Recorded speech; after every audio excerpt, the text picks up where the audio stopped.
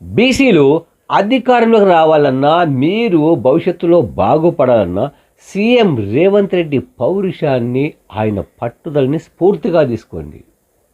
CM Revanth రెడ్డికి బీసీల బాగుకు ఏంటి సంబంధం అని మనం ప్రశ్నించుకోవచ్చు. ఎస్, చాలా దగ్గర సంబంధం ఉంది. ఎటువంటి సంబంధం అంటే, ఒక సామాన్య ఎమ్మెల్యే అయిన ఒక ఎంపీ అటువంటి బ్యాక్గ్రౌండ్, రాజకీయ బ్యాక్గ్రౌండ్ లేదు, ఒక మంత్రి కాలేదు, పెద్ద పారిశ్రామికవేత్త కాదు, పెద్ద వ్యాపారవేత్త కాదు, పెద్ద భూస్వామి కూడా కాదు. సో తాను ఉన్న పార్టీని వదిలి మరో పార్టీలో, కాంగ్రెస్ పార్టీలో చేరి అక్కడ పీసీసీ అధ్యక్ష పదవి తీసుకొని సీఎం కావడం అంటే ఆషామాషి వ్యవహారం కాదు. అక్కడ ఆ పార్టీలో ఎంతోమంది సీనియర్ నేతలు ఉన్నారు. ఆ సీనియర్ నేతల్ని కాదని పీసీసీ ప్రెసిడెంట్ తెచ్చుకోవడం సామాన్య విషయం కాదు, సీఎం పదవి తెచ్చుకోవడం సామాన్య కాదు. మరి ఎందుకు ఇదంతా జరిగింది అంటే, కేటీఆర్ అక్రమంగా ఒక ఫామ్ హౌస్ కట్టారని ఆ ఫామ్ హౌస్ని చూడడానికి వెళ్తే ఆ తర్వాత ఇంటికి వచ్చి బలవంతంగా పోలీసులు అరెస్ట్ చేయడం జరిగింది రేవంత్ రెడ్డిని. సో తన కూతురి పెళ్ళిని కూడా చూడకుండా చేశారని చాలా మండిపోయారు, చాలా బాధపడ్డారు రేవంత్ రెడ్డి. సో జైల్లోంచి వచ్చిన తర్వాత ఒకే ఒక మాట, ఒక ఛాలెంజ్ చేశారు, మాట కాదు ఛాలెంజ్ చేశారు, బిడ్డ మిమ్మల్ని పండబెట్టి తొక్కుకుంటా పోయి సీఎం అవుతా అని.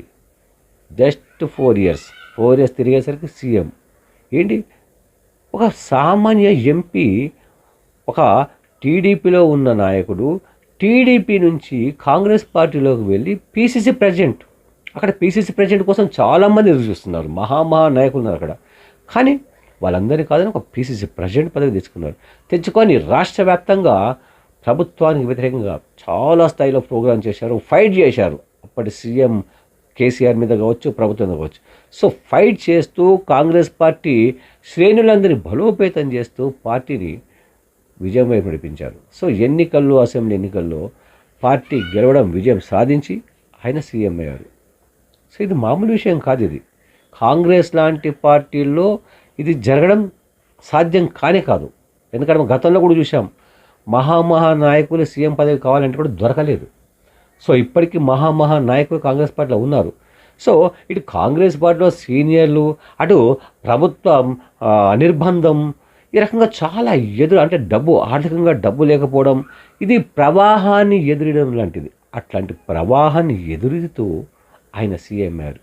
సో అది చాలా పెద్ద పట్టుదల, ఆ పౌరుషాన్ని స్ఫూర్తిగా తీసుకోవాల్సిందే. ఎందుకంటే ఎవరైనా కానీ, ఆయన రెడ్డి, మనం బీసీలం, ఇది కాదు.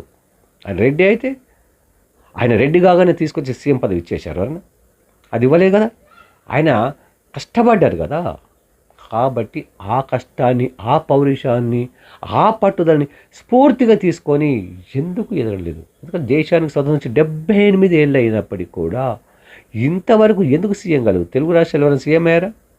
ఒక బీహార్, ఒక ఉత్తరప్రదేశ్, ఒక తమిళనాడు, ఇట్లాంటి కొన్ని రాష్ట్రాలు మాత్రమే సీఎంలు సొంతంగా అయ్యారు బీసీలు. సో మరి మనం ఎందుకు కాలేకపోతున్నాం?